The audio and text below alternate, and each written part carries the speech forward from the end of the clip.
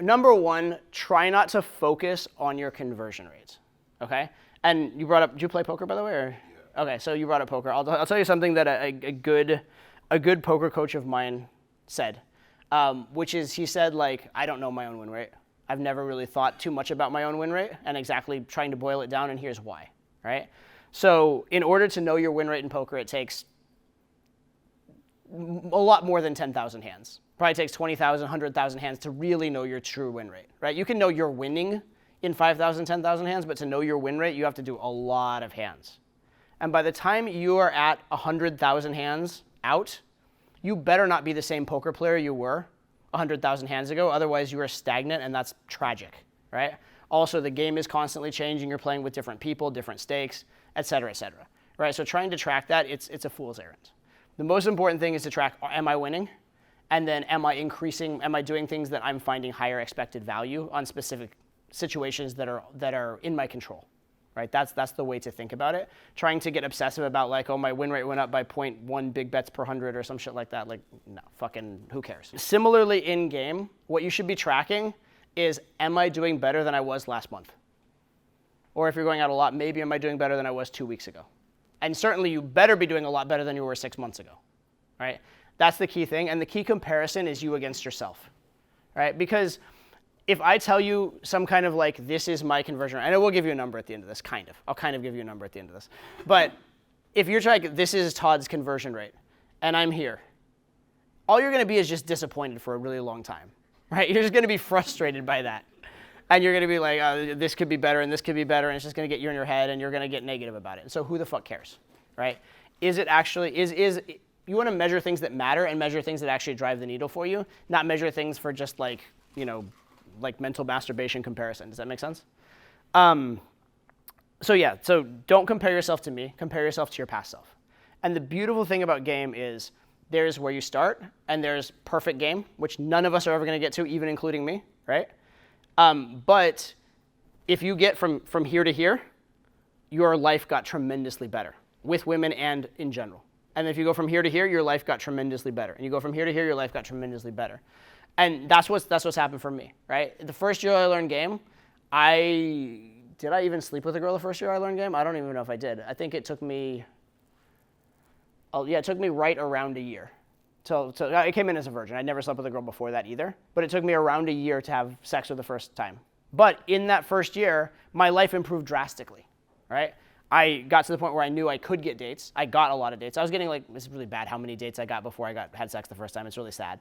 But anyway, I was improving that. And I was stepping up, and instead of like going through my life in fear of talking to women, I was in like excitement about talking to women. And I was coming out of my shell socially in general. And there were so many other good things coming up. I even got better at soccer, football. I got more clutch and more willing to, I delivered better on the field from the confidence I was getting, right? So that first year I didn't even have sex, but my life got tremendously better and I was super excited about it. And then I started, having sex, and it snowballed up, and it's been better and better ever since, right? So the key thing is, are you on a positive path? Because as long as you're on that positive path, the real question is like, there are two real questions. One, should I stick with it? And the answer, by the way, is yes, fucking always, right? But the other answer is like, am I doing this in an intelligent way? Am I making progress, right? So you want to just measure that comparison. Am I doing this in a way that's being productive for me? Those are the two things you actually want to measure. That's what actually counts, okay? Now, in terms of ratio, the other reason why ratio is a horrible question is because it's super easy to manipulate, right? If I wanted to have a high ratio, here's what I would do. I would go out and I would talk to only girls who are sitting by themselves doing nothing. And my ratio would be fucking incredible. It'd be so good, it would like blow your minds, right? Because that's just an ideal scenario. It's like super easy, right? And I would probably do this, if I really wanted to, I would do this in areas that are heavily populated by tourists who have nothing else going on and who are very down for very open for a one night stand in that scenario, right? Might even move to a city that just has like tourists coming through and, So there are a lot of ways to manipulate the ratio if you want to, but is that really what you want to do? Is that really good game, right? And so if I want to keep a good ratio, I see a walking set, like 3 girls walking in a group. How do I keep a good ratio? Just don't do that approach, right? And so there's ways to manipulate it, right?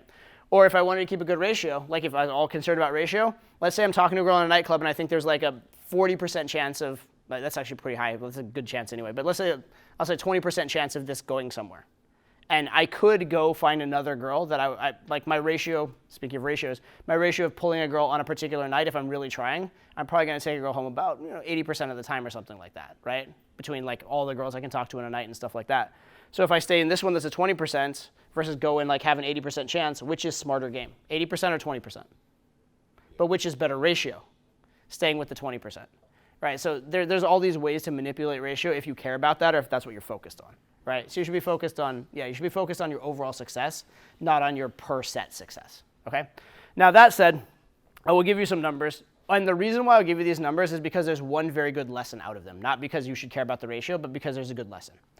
And the ratio is this: if I go personally and go do an approach in a reasonable scenario, right? Not cherry picking the easiest scenarios, but just not like crazy, AMOG scenarios and huge chaotic groups and stuff like that. Like a fairly like standard. You would see it as like a good opportunity for game. I'm probably going to get a number or better about 85% of the time, right? And that includes girls with boyfriends. There will be girls with boyfriends that I'll finesse a number out of, which will be a tough number and maybe very flaky, but I'll get a number a lot, okay? Number or better. And that includes also pulls and instant dates and that kind of stuff in that 85%. So some of those are better than a number too, okay? Very high ratio. A lot of them will be numbers though because of logistics, all right? My conversion on those numbers is going to be much worse. We're talking 30%, maybe, being generous, okay? So big drop-off, huge drop-off there. If I actually get the girl on a date, my closing from a date, whether a lot of them on first night, but then eventually, first night and eventually, 90% plus, okay? And the lesson here is this.